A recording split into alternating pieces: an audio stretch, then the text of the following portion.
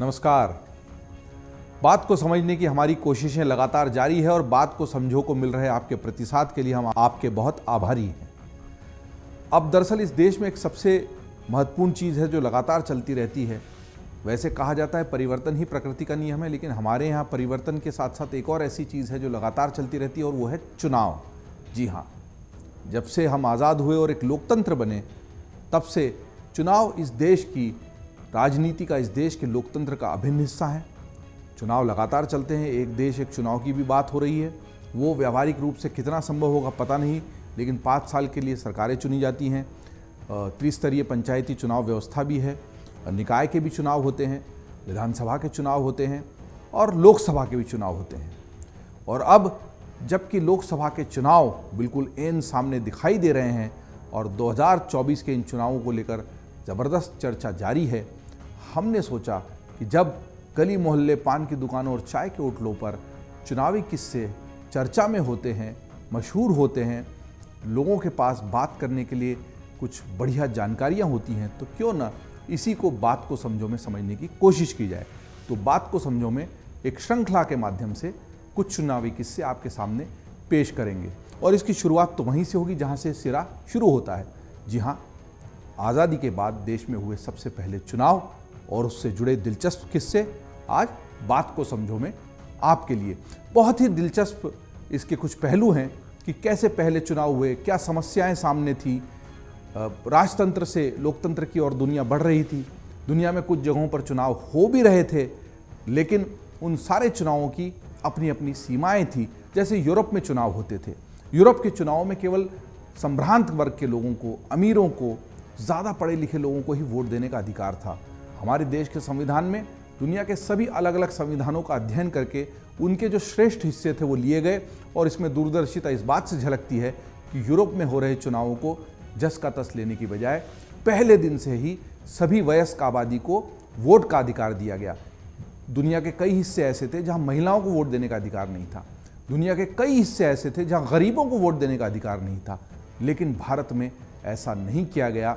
हमारे संविधान निर्माताओं की और चुनाव के बारे में इस सोच को रखने वाले जो भी हमारे अग्रदूत थे, उनकी सोच को सलाम करना चाहिए, क्योंकि पहले दिन से ही उन्होंने एक व्यापक जनहितैषी सोच रखकर हमारे देश के चुनावों की रूपरेखा को गढ़ा था। वयस्क आबादी की उम्र पहले अलग थी, 21 वर्ष हुआ करती थी, बाद में इसे राजीव गांधी ने 18 वर्ष कर दिया। लेकिन एक दिक्कत ये थी कि उस समय देश की 85% आबादी साक्षर नहीं थी। जी हाँ, पढ़ाई लिखाई उतनी ज़्यादा नहीं थी जितनी आज दिखाई देती। केवल 25 करोड़ की आबादी थी, लेकिन 25 करोड़ की इस आबादी के लिए पहली बार में चुनाव कराना कितना आसान या कितना कठिन था, और कैसे आज जब हम ईवीएम के ज़माने में केवल एक बटन दबाकर अपना मताधिकार का प्रयोग कर लेते हैं, कभी 2 चुनाव एक साथ हो रहे हों तो 2 ईवीएम के माध्यम से 2 बटन भी दबा देते हैं। लेकिन हम में से कुछ लोगों ने वो दौर भी देखा है जब एक मतपत्र पे कई पन्नों के मतपत्र पर कई चुनाव चिन्ह बने होते थे, नाम लिखे होते थे, उसको हम एक ही मतपेटी में डाल देते थे। लेकिन पहले चुनाव में ये सब नहीं हो पाया था। क्या क्या हुआ था पहले चुनाव से पहले, बात को समझने की कोशिश करते हैं। दरअसल साल 1950 का था, एक देश 2.5 साल पहले आज़ाद हुआ था। जी हाँ, 1947 में आज़ादी मिली थी, 50 का साल था, और एक देश जो करीब 1.25 महीने पहले ही गणतंत्र बना था। जी हाँ, 1950 में 26 जनवरी को हम गणतंत्र बने थे, वो अब दरअसल चुनाव में जा रहा था। इस देश ने अपने संविधान की रचना में कई पश्चिम के देशों के संविधान की बहुत सारी बातों को लिया था, लेकिन उनके हर एक रास्ते को हमने नहीं चुना। पश्चिम के देशों में जहां पहले कुछ शक्तिशाली तबकों को ही वोट देने का अधिकार था, लंबे समय तक इन देशों में कामगारों और महिलाओं को मतदान का अधिकार नहीं मिला था। लेकिन नया नया बना हमारा गणतंत्र 25 करोड़ की आबादी वाला वह पहला देश था जिसने सीधे तौर पर अपने जनप्रतिनिधियों को चुनने के लिए उस तरीके ईजाद किए जो सर्वजन हिताय थे, बहुजन हिताय थे और सर्वजन सुखाय की ओर इस देश को ले जाने की कोशिश कर रहे थे। इस मुल्क की जनता अपने हुक्मरानों को चुनने वाली थी, वो जनता जिसमें 85% आबादी पढ़ी लिखी नहीं थी। जी हाँ, बात हमारे हिंदुस्तान की हो रही है, बात भारत देश की हो रही है, और साल 1950 का मार्च का महीना था जब भारत में पहले चुनाव आयुक्त की नियुक्ति की गई। जी हाँ, आज चुनाव आयोग और चुनाव आयुक्त बड़ी चर्चा का मुद्दा होते हैं। लेकिन 1950 में जब ये पूरी परिकल्पना सामने आई तब मार्च के महीने में चुनाव आयुक्त की नियुक्ति की गई थी। इससे पहले चुनाव आयोग का गठन हो चुका था। सुकुमार सेन, जी हाँ, नाम याद कर लीजिए, सुकुमार सेन चुनाव आयुक्त बनाए गए थे। पहले चुनाव आयुक्त इस देश के थे सुकुमार सेन जी। उसके अगले ही महीने में यानी अप्रैल के महीने में जनप्रतिनिधि कानून संसद में पारित कर दिया गया। इस कानून को पेश करते हुए संसद में प्रधानमंत्री पंडित जवाहरलाल नेहरू ने ये उम्मीद जाहिर की कि साल 1951 के बसंत तक चुनाव करवा लिए जाएंगे। चुनाव आयुक्त सुकुमार सेन ने नेहरू जी को कुछ दिन इंतजार करने के लिए कहा था। शायद सुकुमार सेन जानते थे कि जो काम वो करने जा रहे हैं वो कितना बड़ा और कितना मुश्किल होने वाला है। बात को आगे बढ़ाएं उससे पहले उस शख्स को भी थोड़ा जान लेते हैं जिसके जिम्मे चुनाव करवाने का यह मुश्किल काम सौंपा गया था। देश के आज़ाद भारत के पहले चुनाव कराने का काम। देश के पहले चुनाव आयुक्त सुकुमार सेन का जन्म 1899 में हुआ था और उन्होंने प्रेसिडेंसी कॉलेज और लंदन यूनिवर्सिटी में पढ़ाई की थी। लंदन यूनिवर्सिटी में उन्हें गोल्ड मेडल भी मिला था। उसके बाद उन्होंने 1921 में इंडियन सिविल सर्विसेज ज्वाइन कर ली थी। जी हाँ, जो आज की हमारी संघ लोक सेवा आयोग है वो अंग्रेज़ों के ज़माने में इंडियन सिविल सर्विस कहलाती थी और उसमें उन्होंने परीक्षा पास करके उसको ज्वाइन कर लिया था। कई जिलों में बतौर न्यायाधीश उन्होंने अपनी सेवाएं दी और बाद में वे पश्चिम बंगाल के मुख्य सचिव भी बने। पश्चिम बंगाल के मुख्य सचिव से देश के चुनाव आयुक्त बने सुकुमार सेन के सामने कई चुनौतियां थी। पहली चुनौती तो 17 करोड़ 60 लाख मतदाताओं का पंजीकरण करवाना था। उनकी पहचान करना, उनका नाम लिखना बड़ी चुनौती थी। आज तो हमारे पास एक मतदाता परिचय पत्र है, इसको बनाने का काम भी बहुत मुश्किल कवायद रही। लेकिन सोचिए उस वक्त जब कुछ भी कागज नहीं था, कहीं कोई पंजीयन नहीं था नागरिकों का, तब ये कितना मुश्किल, कितना चुनौती भरा रहा होगा। तो सुकुमार सेन जी के सामने ये चुनौती थी कि उनकी पहचान करना, उनका नाम लिखना। इनमें से 85% ना तो पढ़े लिखे थे और न ही लिख सकते थे, इनके पास वो दक्षता नहीं थी। मतदाताओं का पंजीकरण तो चुनौतियों की शुरुआत भर थी। बड़ी समस्या यह थी कि अधिकांश मतदाता पढ़े लिखे नहीं थे। ऐसे मतदाताओं के लिए पार्टी का प्रतीक चिन्ह, मतदान पत्र और मतपेटी कैसे बनाई जाए, ये एक बड़ा सवाल था। आज जब चीज़ें धीरे धीरे आगे बढ़ी, सुधार उसमें आता गया, लेकिन जब सब कुछ खाली था, ब्लैंक कैनवस जिसको बोलते हैं, जब कुछ तय नहीं था, तब इन चीज़ों को तय करना निश्चित ही मुश्किल भरा होता है कि कैसे इस काम को अंजाम दिया जाए। मतदान केंद्र का चयन कैसे हो, मतदान अधिकारी की नियुक्ति कैसे होगी, मतदान अधिकारी कौन होंगे। और एक और बात कि एक देश के आम चुनावों के साथ ही उस वक्त सभी राज्यों की विधानसभाओं के लिए भी चुनाव होने थे। तो जी हाँ, जिस एक देश एक चुनाव की बात आज हो रही है, पहला चुनाव तो वैसे ही होना था क्योंकि न विधानसभाएं गठित हुई थी और न लोकसभा में प्रतिनिधि चुनकर आए थे। तो इसलिए ये चुनाव एक साथ होने थे। इन सभी चुनौतियों पर सुकुमार सेन के साथ विभिन्न राज्यों में मुख्य चुनाव अधिकारी भी काम कर रहे थे, जिनमें से अधिकांश अमूमन ICS अफसर ही थे। तो अंग्रेज़ों ने जो ICS चुने थे उनका लाभ आज़ाद भारत को मिल रहा था क्योंकि वो लोग देश के विभिन्न हिस्सों में अलग अलग भूमिकाएं देकर उस तरीके से काम करना सीख चुके थे। आखिरकार 1952 के शुरुआती महीनों में चुनाव करवाना तय हुआ। जी हाँ, 1950 मार्च में बात होना शुरू हुई। नेहरू जी चाहते थे 1951 के बसंत तक चुनाव हो जाए, लेकिन सुकुमार सेन जानते थे कि ये आसान काम नहीं है। उतना वक्त तो शुरुआती तैयारियों में लगना ही था। हालांकि कुछ दुरूह और सुदूरवर्ती जिलों में इस काम को पहले अंजाम दिया जाना था।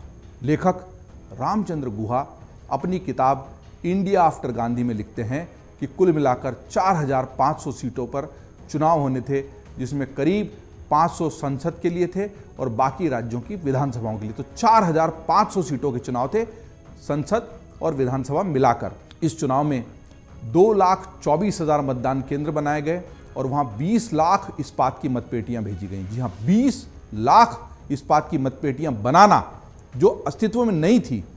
बाद में उन मतपेटियों का इस्तेमाल आगे हो सकता था, हुआ, लेकिन उस वक्त नहीं थी। ये इस्पात की मतपेटियाँ बनाई गई 20 लाख। इन पेटियों को बनाने में 8,200 टन इस्पात लगा। देखिए, 8,200 टन के इस्पात से 20 लाख मतपेटियाँ तैयार हुई देश के पहले चुनाव के लिए। 6 महीने के अनुबंध पर 16,500 क्लर्क बहाल किए गए ताकि मतदाता सूची को क्षेत्रवार ढंग से टाइप किया जा सके और उसका मिलान किया जा सके। मतदान पत्रों को छापने में करीब 3,80,000 कागज के रिम इस्तेमाल किए गए। देखिए, बहुत दिलचस्प आंकड़े हैं ये पहले चुनाव के। कितना इस्पात लगा, कितना कागज लगा, 3,80,000 रिम कागज इस्तेमाल किया गया मतदान पत्रों को छापने में। चुनाव कार्य को संपादित करने के लिए 56,000 पीठासीन अधिकारियों का चुनाव किया गया और इनकी सहायता के लिए 2,80,000 सहायक बहाल किए गए। इस चुनाव में सुरक्षा के लिए 2,24,000 पुलिस के जवानों को नियुक्त किया गया ताकि हिंसा और मतदान केंद्रों पर होने वाली गड़बड़ियों को रोका जा सके।